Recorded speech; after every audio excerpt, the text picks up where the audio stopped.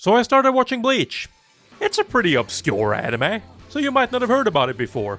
It's from 2004, based on a manga of the same name by Tite Kubo, and was part of a group of very obscure anime we used to call the Big Three. And believe it or not, I have never watched Bleach before. That's right, not even a single episode. And speaking of the Big Three, since I'm already exposing myself, I haven't really seen much of One Piece or Naruto before either.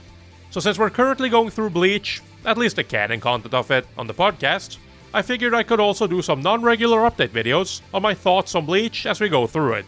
Basically, every time we finish a new arc, I'll make a video going through what happened in said arc, and give you my thoughts on it.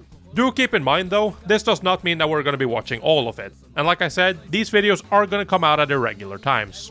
But despite that, hopefully you will enjoy this little series, and getting the thoughts of a first-time Bleach watcher in 2022, and probably 2023, depending on how long this series will go. But let's not waste any more time, let's just get into it.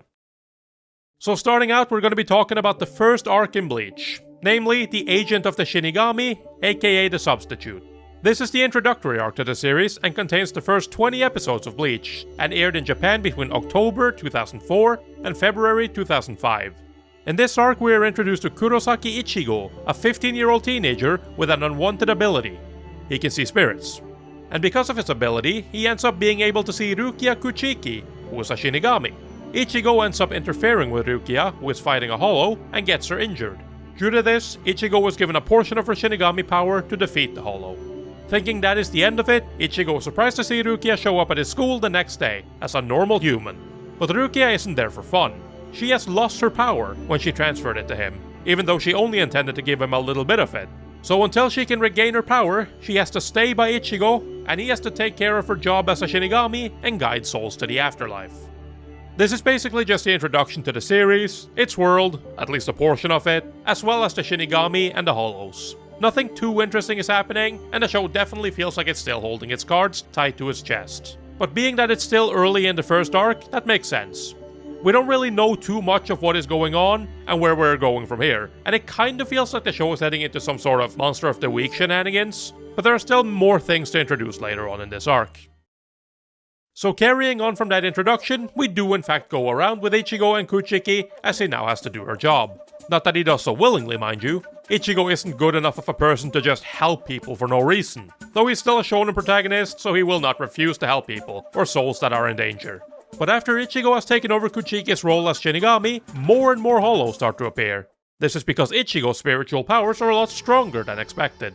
Coupled with his inability to suppress that power, and Hollows being attracted to his power, he quickly finds himself being the target of multiple Hollows. But because of Ichigo's inability to stop his spiritual powers from leaking out, he ends up meeting another character. Enter Uryu Ishida, the token top student that Ichigo for some reason doesn't know exists. But more important than that, Ishida is a Quincy, the last of a race of spiritually empowered humans who were butchered by the Shinigami in the past. Because of this, as well as the death of his own mentor at the hands of the Shinigami, Ishida is obviously not too big of a fan of Shinigami. And when he notices that Ichigo is one, he decides to confront him and prove that the Quincy are superior. How will he do that, you ask? By attracting even more Hollows and seeing who can kill more of them. Obviously. What, you thought they were gonna fight each other? Now that would be silly. However, to everyone's surprise, this plan goes horribly wrong, and Ishida's bait ends up attracting way too many Hollows, putting a lot of people, as well as Ichigo's friends and family, in danger. But most dangerous of all is that the bait attracts a Menos Grande, which is a huge Hollow that both Ichigo and Ishida have a lot of trouble dealing with. Though by working together and combining their strength, they are able to make the Menos Grande retreat.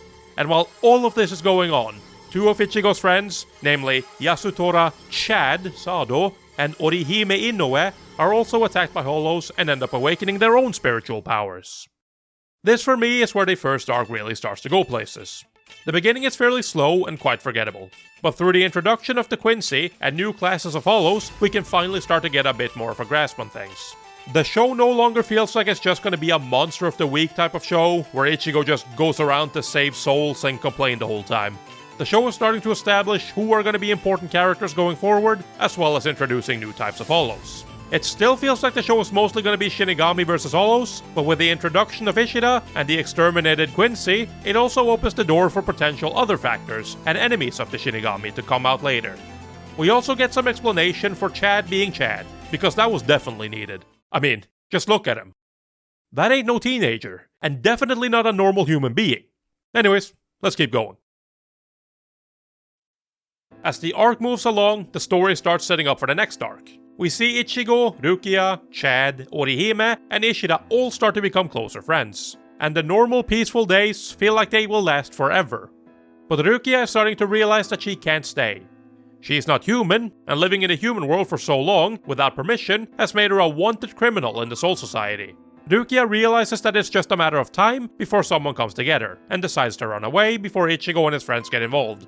But as she is running away, she gets ambushed by two elite Shinigami from the Soul Society, namely her own superiors, Renji Abarai, and her own brother, Byakuya Kuchiki. Realizing what's going on, both Ishida and Ichigo show up to try and stop them from taking Rukia away, but neither of them are strong enough to take on these elites from the Soul Society. Byakuya in particular is the one who completely defeats Ichigo and even severs the Shinigami power he has, leaving Ichigo in the streets to die, and taking Rukia back to the Soul Society to be put on death row. This part of the arc for me is where Bleach has been at its strongest so far. It finally introduces us somewhat to the Soul Society that we have only really heard a little bit of before, and we also finally get to introduce some real threats in the form of Renji and Byakuya. Renji is fine enough since he's strong enough to get Ichigo to pretty much go all out, but he's definitely not unbeatable for Ichigo, even at his current level. Byakuya, on the other hand, is way too powerful. We know this because they use the old cliche that we can't even see him pull his weapon before he's broken Ichigo's sword and defeated him. We see this technique in a lot of other shows as well, and it can be a bit cheesy, but here it's pulled off quite well, and definitely feels significant, since it's the first time we've seen such a golfing clash between Ichigo and his opponent, reminding us that he is in fact not that strong. I don't really count the Menos Grande appearing, because even though Ichigo and Ishida weren't strong enough to outright defeat it, Ichigo was strong enough to drive it back, even though it made him lose even more control of his powers, and the flow of his spiritual energy. But with the introduction of Byakuya, we finally see the show deal a sort of blow to the hero's confidence, that these types of shows need from time to time, so that we know that there is still a lot of progress to be made. If Ichigo was already at his strongest now, there wouldn't really be much of a point to continue the story. And even though we all knew that Ichigo was not gonna die, it's still a significant defeat since he has lost his powers anyways, making it an almost full reset on him as a character. So rather than having taken steps forward, the end of this part of the arc leaves us feeling like he's taken steps backward. Now following up from that defeat, Ichigo wakes up in a place he doesn't recognize.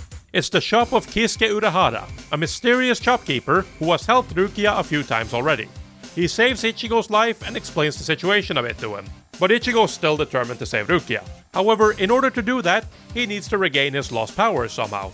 Kisuke helps him with this and puts Ichigo through some extreme training that will determine whether he will once again become a Shinigami or have his soul swallowed up and become a hollow. And while this is happening, Chad and Orihime are talking to Yoruichi, who is a talking cat. They have to make up their mind on whether they want to learn to control their newfound power and help Ichigo, or if they want to run away and keep living a normal life. But both of them decide to help Ichigo and go through some training of their own. Meanwhile, back with Ichigo, he has just managed to regain his Shinigami powers before turning into a hollow, and is now facing his last trial, which is a fight with Kisuke where he tries to knock his hat off before getting killed. This is done to force Ichigo to listen to his sword and learn its name, which he does. And now that all that is complete, all that remains is for Kisuke to open a gate to the Soul Society so that they can go and save Rukia.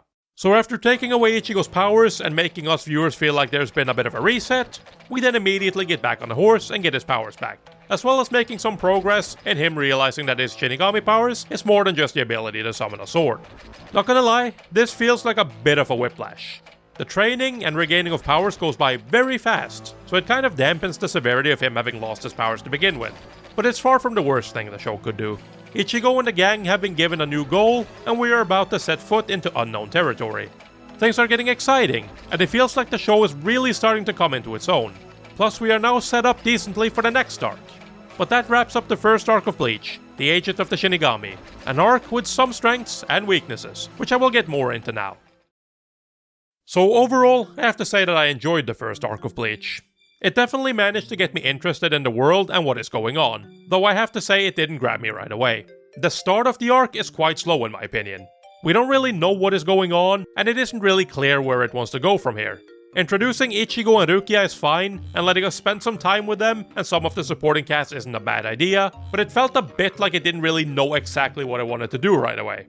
That however changes when Ishida gets introduced, and even though the way he is introduced is extremely cliche, in that it's the mysterious top student that our main character for some reason doesn't know exists, his introduction definitely starts sending the show in an interesting direction.